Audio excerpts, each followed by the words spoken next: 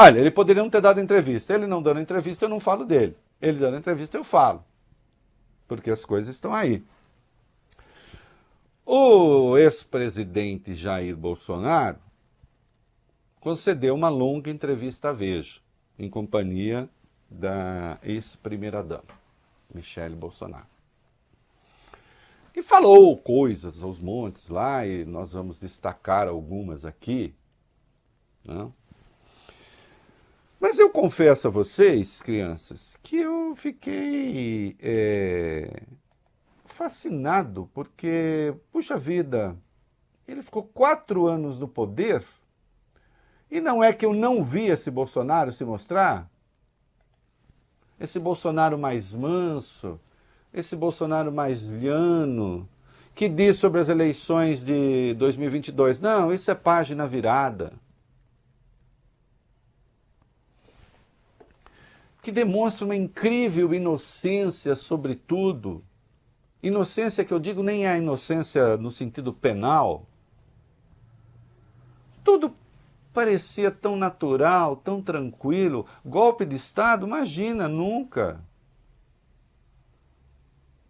Uma pessoa do diálogo, da conversa, que nunca procurou a crispação, que sempre quis andar nas chamadas 4 linhas, que faz um permanente exercício de humildade, de bondade, que buscou integrar o Brasil, que não discriminou ninguém. Um verdadeiro, olha, um cordeiro de Deus, que não quer ir para o sacrifício, claro. Neste mundo, buscando a paz.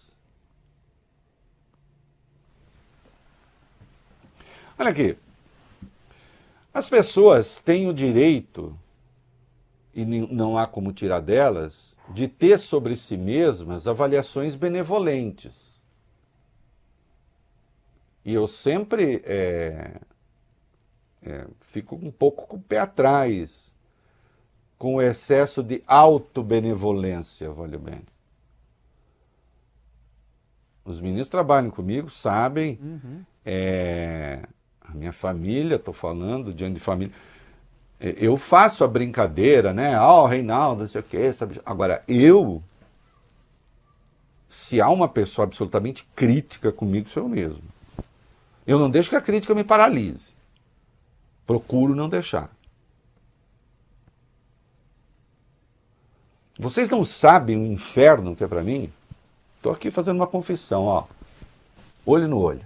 Olhos nos olhos. Eu faço os cortes do programa. Para quem não sabe, corte, pego o vídeo com todo o programa e depois faço uma seleção de alguns trechos. Vale bem, você não sabe a tortura que é para mim. Por quê? Porque eu fico me vendo e dizendo, puxa vida, eu poderia ter falado isso, não falei. Aqui não ficou muito bom. Aqui não está tão preciso. Por que eu não me lembrei de tal coisa na hora? É torturante. Não pense que eu fico olhando e falando, ai, que lindo, olha a camisa lilás dele hoje. Aliás, vale bem, você não vai elogiar. Eu elogiei a sua. Tá bonita, tá legal. Né? Eu falo, nossa, olha que camisa lilás linda. Não! Falei, ó lá, fiz uma cara feia nessa hora, precisava. Uma mania que eu tenho, pego o celular, faço assim, eu vejo minha cara e falo, porra, por que faz isso? O sujeito que é muito autobenevolente, autocomplacente, é aquele que estará sempre certo, não importa o que faça. Que nunca procura se corrigir, que não procura melhorar, que costuma ter uma memória muito curta. Uma memória muito curta, especialmente para os males que ele mesmo provoca, que ela mesma, a pessoa, né? Que ela mesma provoca. E isso é pavoroso. Aí está a semente de tiranias. Vocês vão ler, peguem depois, leiam a entrevista dada à Veja. Longa. E aí a gente precisa saber quem é que está falando ali, quem é aquele cara. Quem é aquele cara? Eu decidi lembrar quem é aquele cara. Nós temos um vídeo aqui que eu pedi para preparar, A responsabilidade pelo vídeo é inteiramente minha. Com falas de Bolsonaro. Eu quero contrastar aquele cordeiro que deu entrevista à Veja, que de vez em quando ali se manifesta, de qualquer modo, como lobo, claro. Mas o Bolsonaro bonzinho, o Bolsonaro fofo, o Bolsonaro amigável, o Bolsonaro, como dizia Euli Salomão, soninha toda pura. É este Bolsonaro aí. Atenção, este Bolsonaro é o Bolsonaro real que está naquela pele de cordeiro. Solta o vídeo, vai. Ela queria um furo. Ela queria dar um furo. Depois da facada não vai ser uma gripezinha que vai me derrubar não, tá ok? Isso é uma patifaria. É uma patifaria.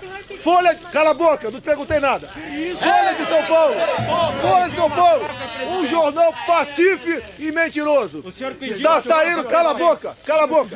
Todos nós vamos morrer um dia. Aqui todo mundo vai morrer. Não adianta fugir disso, fugir da realidade. Tem que deixar de ser um país de maricas. Você virar um jacaré, é problema de você, pô. Não vou falar outro bicho que ele pensar aqui, falar besteira aqui, né? Se você virar super-homem, se nascer barba em alguma mulher aí, ou algum homem começar a falar fino, eles não tem nada a ver com isso. Chega de frescura, de mimimi. Vão ficar chorando até quando? Quantas mortes o senhor acha que Cara, quem fala de eu não sou coveiro, tá vendo? Presidente, mais uma coisa. Como Não sou coveiro. Quando você tiver falta de ar, você vai pro hospital. Alguém já viu alguém pedindo um pão na porta, ali no caixa da padaria? Você não vê, pô.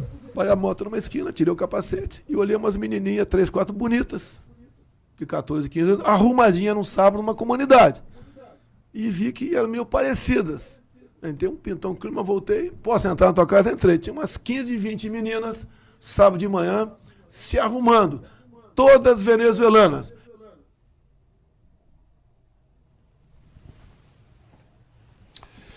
Vossa Excelência, agora é Vossa Senhoria, né? Embrulha o meu estômago. Ah, mas por que fazer essa exumação do verdadeiro Bolsonaro? Porque ele está nas páginas da Veja, não estou criticando a entrevista. Tem que fazer. Fingindo ser, obviamente, aquilo que ele não é. Sim, porque ele tem milhões de admiradores. Porque é um dever que o jornalismo tem, que a ética tem, que a moral tem, com mais de 700 mil mortos, submetidos a esse vomitório cotidiano. Lembrem-se, o Brasil, quando muito mais pobre, era um exemplo de vacinação infantil. Hoje, na América do Sul, a gente só ganha da Venezuela, que vive uma crise de mais de década. Porque ele incentivou a desconfiança à vacina. E está, aliás, no centro de uma investigação que tem relação justamente, vejam vocês, com vacina.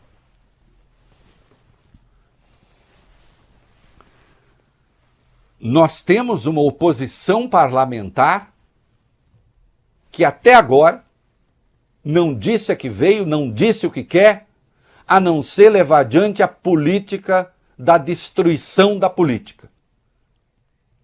Que foi as coisas que ele incentivou. Então, passar mel no meu beiço, como se diz na minha terra, e para quem está chegando agora ao programa, eu sou de Dois Córregos, interior de São Paulo, perto de Jaú,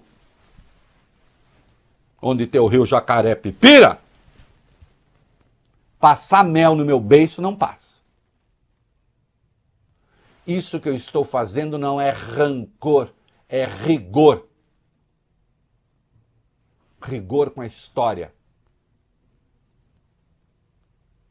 Vossa Excelência, todo cheio, Vossa Senhoria, que agora se mostra todo cheio de mansidão, destruiu políticas públicas essenciais para o Brasil, especialmente para os mais pobres. Entregou um orçamento inexistente, irrealista.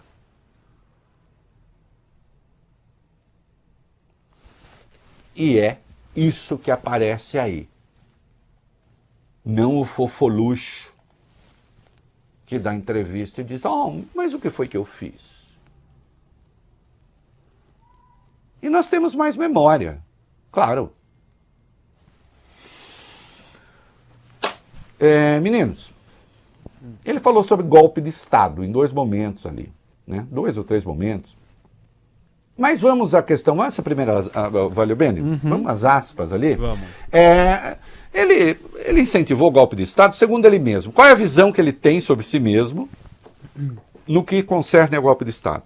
Vai lá, o que ele falou? Ele disse, desde que assumi, sou acusado de tentar dar um golpe. O que eu fiz desde o começo e arranjei inimizade por causa disso foi repetir que nós temos que jogar dentro das 4 linhas. Muitos diziam que os caras lá estão fora das 4 linhas. Em muitos casos estavam mesmo. E quais seriam as consequências de se tomar uma medida de força? Como ficaria o Brasil perante o mundo? Resposta: o país iria acabar, virar uma Venezuela mais rápido do que o PT conseguiria com a desgraça econômica que se está pintando no horizonte. Bom, começo pelo fim, não está pintando desastre econômico nenhum no horizonte, muito ao contrário. Né? Isso daí é uma agenda que parte da imprensa resolveu entrar, né? E a gente vê que tem um admirador, pelo menos. Jair Bolsonaro. Então, primeiro, não está pintando desastre nenhum. 2, vocês se lembram em algum momento do Bolsonaro ter falado, não, gente, não posso dar golpe de Estado, porque senão o Brasil vira uma Venezuela. Ao contrário. A pregação era, o PT não pode ganhar, o Lula não pode ganhar, ou o Brasil vira uma Venezuela, não é isso? Ou o Brasil vira uma Argentina, não é isso? Aliás, eu até mandei ontem, mandei para os meninos, acabei não colocando aqui no roteiro. Sabe uma das moedas que mais se valorizaram nos últimos tempos no mundo, Vólio Bene? Qual? O real. Lembra o Brasil que ia virar Argentina? Se o Lula ganhasse? Olha lá o peso como está, olha como está o real. Então não vai ter. Agora, ao contrário, o que Vossa Senhoria dizia é que não fosse a sua vitória e o Brasil viraria uma Venezuela. Mas ele falou mais um pouquinho. Também tem uma outra aspa aí dele, Vólio Bene. Mas e o seu entorno? Falava de golpe ou não falava de golpe, presidente? O que ele disse? Vai. Ele falou, ninguém defendia, era desabafo de alguns fora do gabinete. Eles estavam revoltados com essa situação de interferências no executivo. Eu recebia, em média, 1 ação por semana do Supremo Tribunal Federal, mas isso foi antes das eleições. Bom, o Supremo continua na mira dele. Agora, falando como Cordeiro, o Supremo é responsável por o senhor ter conseguido concluir o seu mandato. Não fosse o Supremo, não teria o que se chamou de PEC de guerra para enfrentar a pandemia. A ideia de vocês para enfrentar a pandemia eram 3 parcelas de R$200 para informais e mandar os trabalhadores com registro para casa sem ganho. Essa era a ideia genial. Porque na avaliação de vocês, ouvindo alguns canalhas disfarçados de médicos, é que a pandemia terminaria em 5 semanas. Que, segundo disse um deles, é o ciclo do vírus. E vai sumir. E morreram mais de 700 mil brasileiros. Não fosse o Supremo e Vossa Senhoria não teria permitido distanciamento social, em vez de 700 mil mortos, poderíamos ter 1,5 milhão de mortos. Não fosse o Supremo, não teria havido vacina, mesmo atrasada, no tempo em que houve.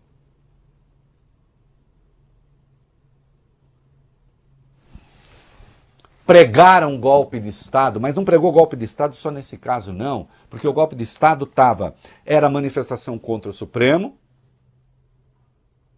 e contra as eleições. Como não pregou golpe de Estado? Pregou. Ah, tá com a memória fraca. Ah, mas a gente lembra.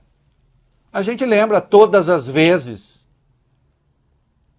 em que esse doce homem ameaçou as eleições, atacou as urnas, botou em descrédito o processo eleitoral. Solta o vídeo aí. Não pode um homem querer decidir o futuro do Brasil na fraude. Na fraude. A fraude está no TSE, para não ter dúvida. Isso foi feito em 2014. Precisamos de ter uma maneira, e ali, nessas 9 sugestões, existe essa maneira para a gente confiar nas eleições. Estamos há 3 meses das eleições. As propostas sugeridas pelas Forças Armadas praticamente estancam a possibilidade de manipulação de números, como sugere o próprio TSE, por ocasião das eleições de 2018. Eu não sei o que vem fazer observadores de fora aqui. Vão fazer o quê? Vão observar o quê? Se o sistema é falho, segundo o próprio TSE, é inauditável também.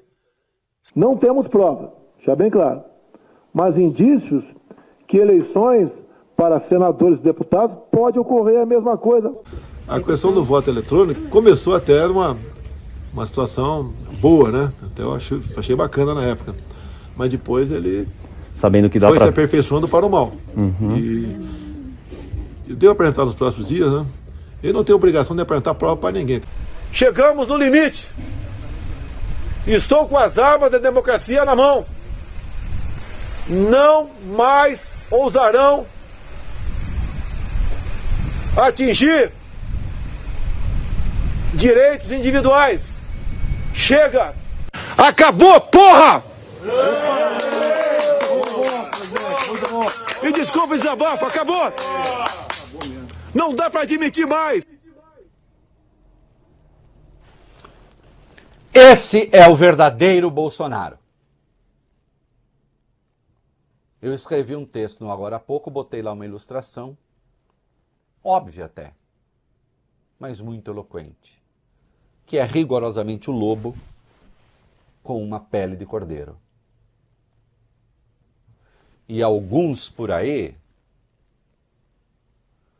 estão tentando flertar com desestabilização porque acham que o Bolsonaro já era. Não. Não. Aquilo que ele representa, que é o ataque às instituições, o ataque à democracia, o ataque a qualquer forma de civilidade política, esse sentimento continua. E faz muito mal para o Brasil. E ao contrário do que Vossa Excelência diz, e para sua tristeza, as coisas já começam a dar certo. 8 de janeiro, gente, 8 de janeiro, segundo ele, foi uma coisa infeliz o que aconteceu. A Larissa foi infeliz. Só prejudicou a direita, claro, ele não tinha nada com isso, né? E a participação dele em atos golpistas. A manifestação é sempre uma coisa justa, legal, segundo ele. É? Sempre uma coisa justa, legal? Mesmo pedindo golpe de Estado? Uma manifestação, sei lá, pela legalização do partido nazista no Brasil? É sempre uma coisa legal? É que o senhor é investigado por isso. E vai ter de responder por isso. Vamos lá, Mauro Cid. O que ele falou, a Larissa 3, vamos para o Negrito, primeiro Negrito, o que ele falou sobre Mauro Cid, tentando tirar o dele da reta. Vai lá. Ele disse o seguinte: quem indicou o Cid foi o comando do exército da época, mas ele me serviu muito bem. Nunca tive nenhum motivo para desconfiar dele e não quero acusá-lo de nada. Eu tenho um carinho muito especial por ele. É filho de um general da minha turma, considero um filho. E mais adiante, e no caso da vacina, olha aqui, olha, tá passando a culpa, vai lá. Ele disse, ao que tudo indica, alguém fez besteira. Da minha parte, não tem problema nenhum. Eu não precisava de vacina para entrar nos Estados Unidos. Estão investigando essas fraudes de 2022, tudo bem. Mas ninguém está investigando aquela outra que aconteceu em 2021. Alguém entrou no sistema usando o endereço lula@gmail para falsificar meu cartão de vacina. O cara pode ser ligado ao PT. Por que não estão investigando? São parciais, na verdade. Aí aparece um pouco do verdadeiro Bolsonaro numa farsa que ele construiu ali para dar entrevista. E eu disse, eu não estou chamando entrevista de farsa. Claro, o Larissa, o Valio Bene, o sujeito, um petista, vai entrar para fraudar o cartão do Bolsonaro, e como petista, ele não quer ser descoberto, certo? Uhum. Ele usa qual e-mail? Qual endereço? lula@gmail. É impressionante. E ele tem uma explicação para as joias sauditas também. Vale bem, olha que singela, vai. Ele falou, o Bento, em referência ao ex-ministro, o Bento esteve em um evento no mundo árabe e recebeu 2 kits de presente e ficou por 14 meses com um conjunto. O outro, feminino, ficou retido. Só fiquei sabendo disso no final de novembro, começo de dezembro. Quando soube, paguei missão, deve ter sido pro Cid. Vê se pode recuperar, ele disse. Depois vimos que tinha um ofício do Ministério de Minas e Energia buscando recuperar na Receita, então foi nada no grito. Tem ofício, e-mail, tudo. Entrou também o meu chefe da Receita, eu conversei com ele perguntando se era possível recuperar. Daí tentaram resolver o negócio lá, aí deu confusão, não teve nada na moita. Olha que resumo bom! Em nenhum momento ele tentou ficar ilegalmente com as joias, tá? Isso não aconteceu. Aliás, parece que ele não estava com uma delas.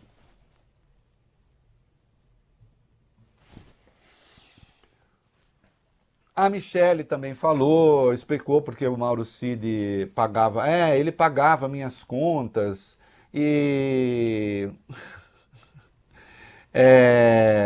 E também ela disse que inicialmente ela tinha o cartão da amiga porque ela não tinha renda. A explicação que vocês conhecem.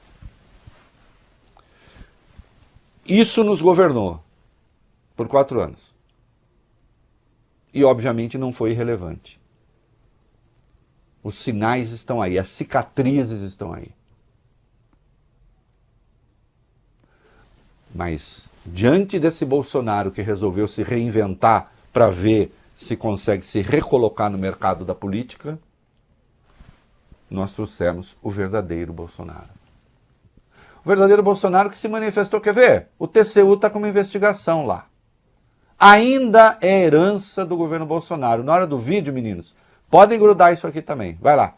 O Tribunal de Contas da União investiga uma suspeita de irregularidades no valor de 300 milhões de reais em um programa social da Petrobras que ajudava na compra de botijões de gás de cozinha e cestas básicas para famílias em situação de vulnerabilidade durante o ano eleitoral. Uma auditoria apontou diversas falhas, como a falta de licitação e extrapolação dos limites de dispêndio financeiro em ações que geram a divulgação da imagem da estatal em ano eleitoral. Dos 300 milhões gastos, 90% do programa foi aplicado no ano da eleição. Segundo o relatório de fiscalização do TCU, a estatal não tinha competência legal para autorizar doações em abrangência nacional e não foi encontrado o alinhamento do programa com a política de responsabilidade social da Petrobras para a liberação dos recursos. Uso da Petrobras no processo eleitoral. Só isso. Acho curioso que alguns bananas hoje fiquem reclamando porque a Petrobras mudou o seu modo de calcular preço. Uma mudança clara, explícita, feita à luz do dia. Isso que está sendo investigado é outra coisa, é crime.